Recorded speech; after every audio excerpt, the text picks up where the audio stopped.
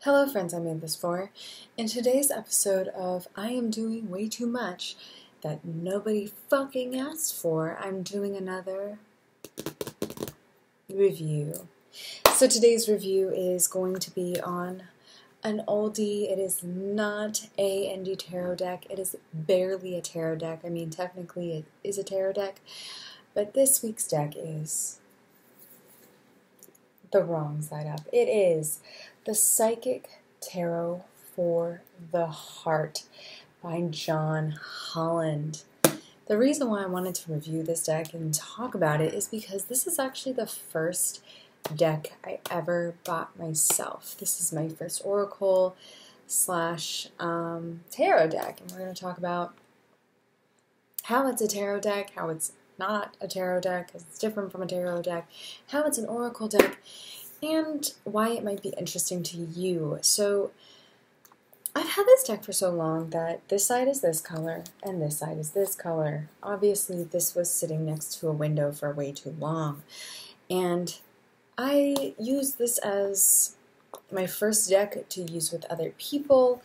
I'm not going to go over the regular way that I talk about decks in my indie reviews. I'm just going to talk about this deck. Of course, as always, we'll start with packaging first. And yeah, thanks for being here. Thanks for clicking on this. Thanks for your curiosity. Follow me on Instagram and TikTok as Subnormalchild. I do tarot-y shit, artist shit. I read professionally. If you want to connect with me, subnormalchild.com. Links in the bio or box down below. There's no bio here. There's only me, you, and the emptiness that fills the void constantly.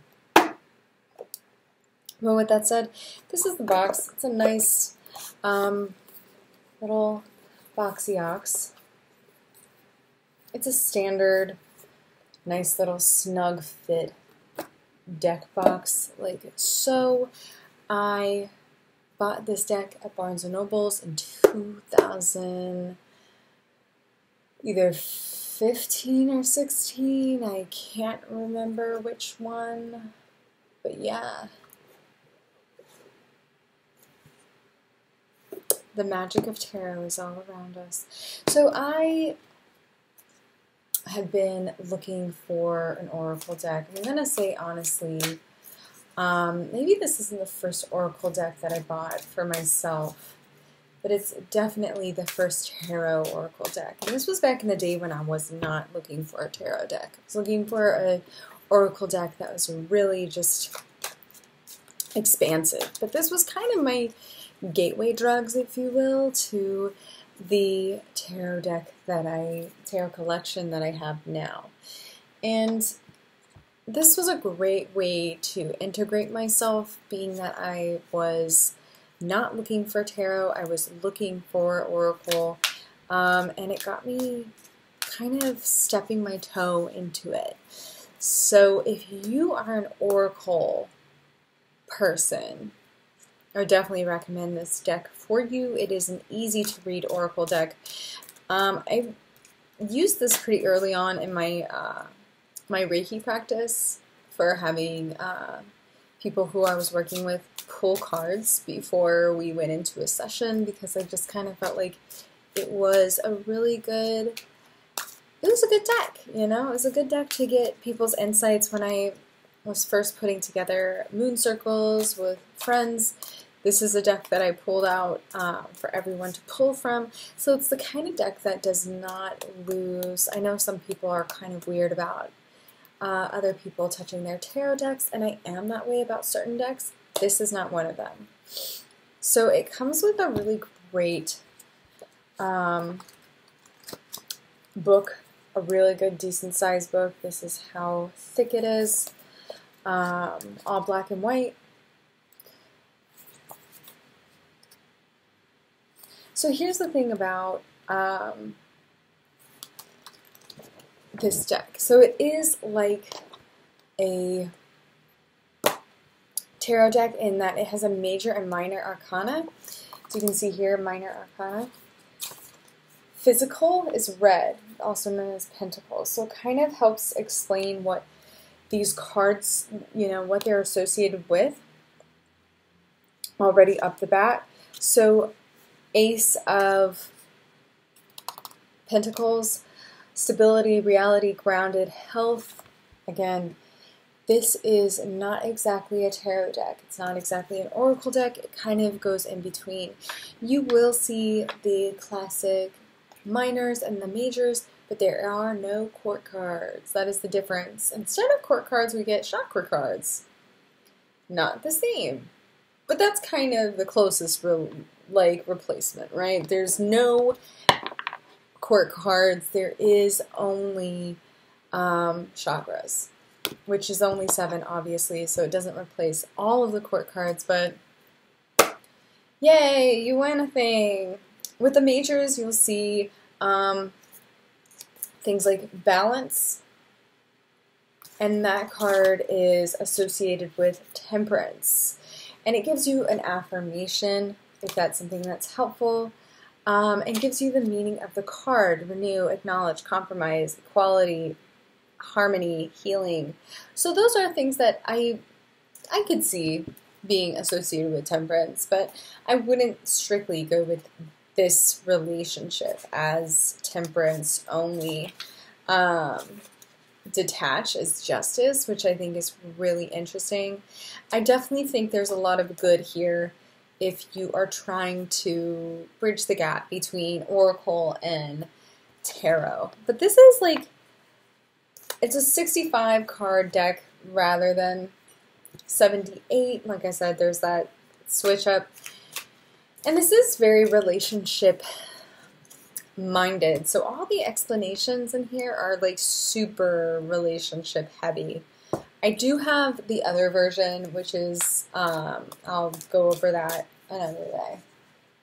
Yeah, I'll just go over that another day. It was the second deck that I bought. It's just a more vague version of this deck, but let's get into what are the cards. This is the back. It's very heartfelt. Healing begins. Healing begins, friend. So yeah, there's certain cards in here. What is indigo again? I want to say that indigo is...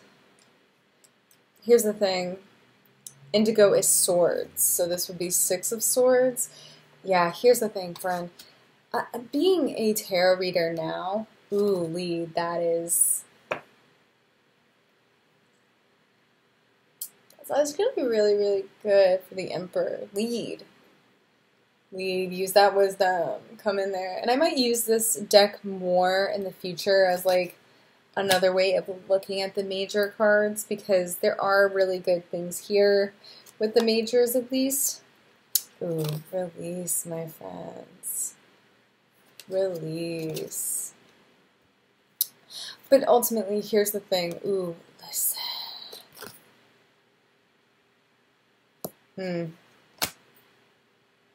High Priestess, love it. Here's the thing. It's really good. Like, these are really good in theory. But as far as like, ooh, here it is, throat chakra. So all the chakra cards look like that. But here's my thing, and why I don't really use this deck that much now that I'm into tarot and things like that. I end up having to use this. More than I want to, because it kind of takes two sides of my brain. Ooh, this is the Tower card, by the way. Rebuild, love that one. It's not a bad deck. Again, if you are looking for a deck as an oracle reader, ooh, 4 of Pentacles. It's actually a really, see the fucking Fool. This is the Fool. It's fucking great. This is going to be a really great deck for you, and if you really love tarot, it might be an okay oracle deck for you. I have just kind of ended up using different decks for me because I just feel like there's better decks that I connect with now. I still love this deck. I still use it for ceremony. I still pull it out occasionally. Oh, this one's the Devil. I really like that. And I've used it to read for people in the past. I definitely, when I was starting to read tarot, I used it a lot. I used this as my go-to Five of Swords. Love it. But things have just changed for me, so I've kind of changed my tone with it. This is Four of Swords. That's actually pretty decent. So is it what a deck I would recommend? The answer is yes. If I had to give it a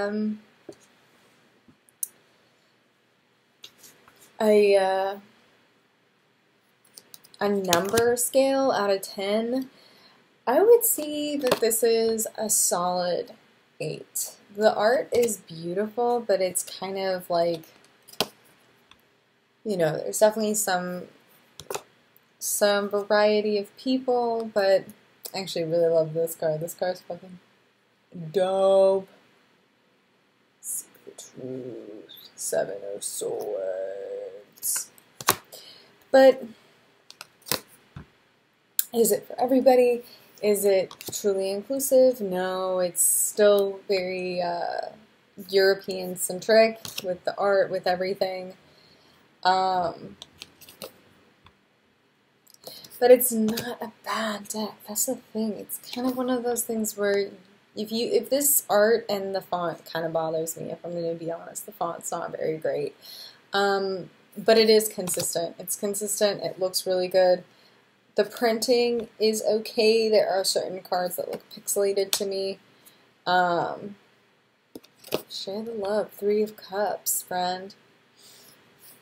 But it's definitely a deck that I think has good things to offer. It has things that can support you in whichever journey you feel more connected to, or you're trying to connect to more of. 8 of Cups, love that one. Move on, bitch. It just kind of is an okay deck at this point. And like I said, I haven't used this on the channel like within the last year because I just have other decks. I have other things I can use. So it's an interesting kind of thing. But, you know, would I tell anyone not to get it? No. You should definitely get it if you feel called to it, because it's a really great deck, especially if you're a healer. It has some really, I feel like if you're just reading for people, it'll definitely help you out. It'll help you in kind of connecting with people, especially if you do love readings. This is a great, I mean, it's made for love readings. I used it as a overall. I just kind of took the relationship shit out. But yeah, use this deck if it calls to you. And of course, let me know if you have it, if you like it, or if you don't. Like I said, I started this with my journey of really looking for a good, solid oracle deck. I wanted something that had lots of cards because I wanted something that would give me in-depth relationships to cards. And I wanted something that maybe I wouldn't pull the same card every single time. You know, that's just kind of what I thought, where I was at. With that said, I hope these cards, you know, looking at these cards was helpful for you. One last card to see what we get. Clarity and relief. I hope your day is filled with clarity and relief, my friends. As always, thank you for being here. If you feel called, leave a comment, like, subscribe, whatever, ring the bell or whatever. Let me know what deck do you want me to talk about next, or what deck do you love? What deck do you hate? Why? And follow me on all the things because I love talking about tarot and all of that.